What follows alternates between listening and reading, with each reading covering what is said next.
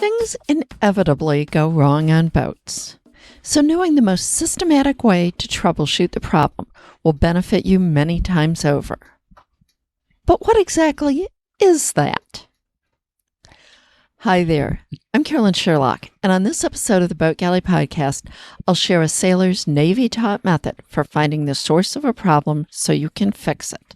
It's a method that will make any troubleshooting task easier.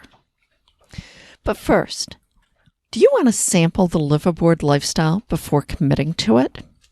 Captain Suki Cannon at Shambhala Sailing Adventures has the experience for you. Explore the Bahamas paradise while enjoying Captain Suki's easygoing teaching style. Shambhala Sailing, way more than just a charter. Use coupon code SAILPARADISE for 10% off your next adventure. Check ShambhalaSailingAdventures.com to learn more. Let's go sailing. Boats can have problems. We all know that. But where do you start in troubleshooting? Most of us blindly start checking things as they occur to us, hoping that we'll find the problem sooner rather than later. Well, there is a better way. A couple years ago, Georgia Hilton posted a great guide to systematic troubleshooting in the Facebook Women Who Sail group. And with her permission, I reposted it on the Boat Galley's website, and I'd like to share it now on the podcast. In her past life, Georgia did troubleshooting and repair for the U.S. Navy. She's now an ASA sailing instructor, a marine technology consultant, sailing coach, and a delivery skipper. She's definitely got the experience for this. Okay, she says, hey, I've been professionally troubleshooting and project managing things for over 45 years, from a light to a worldwide computer network, from swapping out a fuse to tearing down a complete engine, with all the little and big things that can go wrong on a boat that require troubleshooting. I want to offer some insight. This works for your boat, your car, your lawnmower, your house, your computer, anything and everything. You need a simple, systematic approach to troubleshooting, or you could spend all day or weeks until you stumble across the issue. First, it doesn't matter if you're troubleshooting the space shuttle or your toaster. There are some very simple steps to make it easier and more logical. They were beaten into me in the Navy. Okay, first, the obvious. Stop and consider. Has this happened before? Do you have specific experience with this problem? If so, use your knowledge base to resolve it. Now, boat owners normally develop a lot of knowledge quickly, and you can draw from that for fast solutions. But if you don't know what the problem is in under 5 minutes, then move on to step 2. And in step 2, we break the system down. Whether it's an electrical issue, mechanical issue, or water is pouring into your boat, don't panic. Don't just start looking randomly for the problem. Break down the system. What components are involved? Is the system serial or parallel? Serial is something like a fuse between a battery and a light, and parallel is, for example, 10 through holes all providing a path for water into your boat. If time permits, break out a paper and pencil and draw the system to the best of your ability. Even if it's just a simple box, line, box, line, box, where the first box is the battery, then the wire, then the fuse, then the wire, then the light. Most systems can be simplified down to basic components. For example, you have a house battery, an engine battery, a cable from either one of them to an A/B both off switch, a cable from there to a breaker, another cable to a bus bar. From the bus bar, there's multiple wires, each going to a breaker or fuse, and then a wire leading to various devices. Draw this, and you have a map of the system. Now, break the system in half.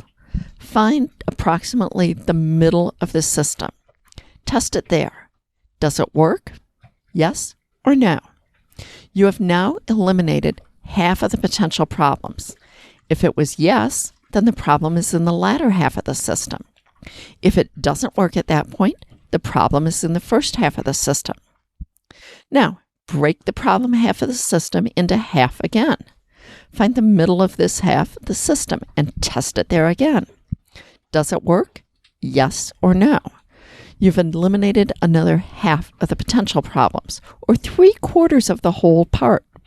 Now, if it was a yes, then the problem is again in the latter half of this chunk. If it's a no, it's in the first half. Now keep going, breaking the problem into half again and half again. Eventually, you'll find the problem.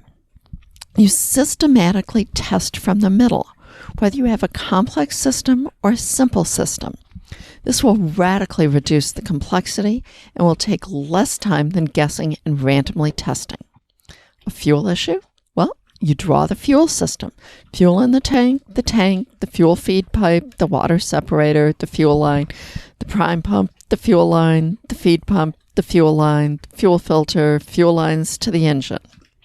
Where's the middle? Start there. Now, I'm talking about just giving you a top-level perspective here. Just about every boat owner knows exactly where to look for a fuel issue with their engine. But if you take the fuel example, you might otherwise start at one end and test one, check the fuel. Nope.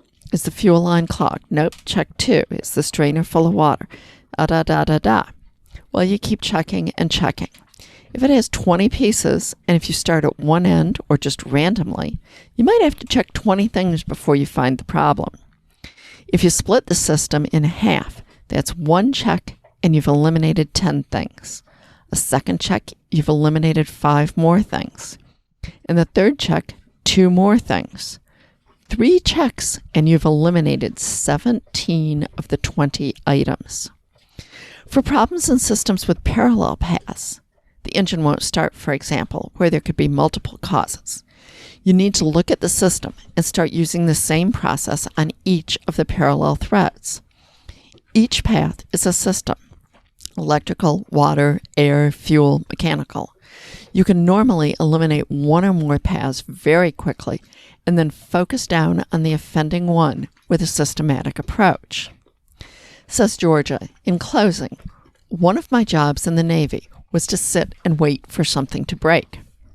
The problem was the something was a 1 million watt submarine communication system consisting of everything from multiple feeds to various DoD and government agencies, through comm subsystems, crypto subsystems, through computers to a single feed to a massive transmitter, the size of the basketball court.